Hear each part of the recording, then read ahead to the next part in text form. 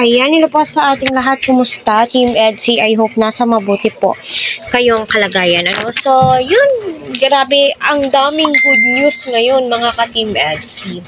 At hindi po nawawalan ng pag-asa. Dahil nga po, isa sa mga sikat na Kalingap Angels pasok sa Ambassadress.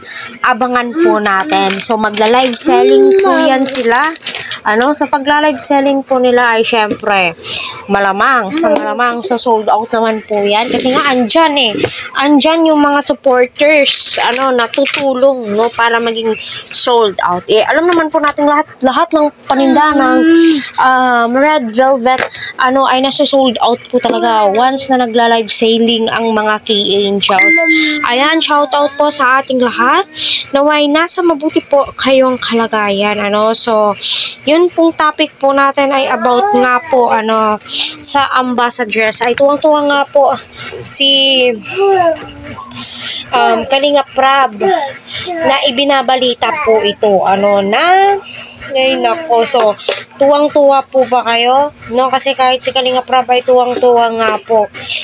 Tuwang-tuwa dahil sa wakas, aabangan po natin sa muling pagkakataon. Hindi na po to boto, baka magsasanib puwersa ang dalawang or ang mga sikat na K-Angels para sa Ambassadress ng Velvet Box. Kaya sino ang napupusuan nyo? Kahit sino sa mga K-Angels ang napupusuan nyo, pasok na pasok po yan.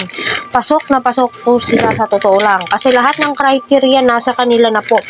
So, alam naman po natin kung sino-sino ang mga sikat sa K-Angels. Batch 1. Kung pwede silang lahat, why not? Pero may umaarangkada. Dalawa po yan silang umaarangkada, kaya abang-abang po tayo.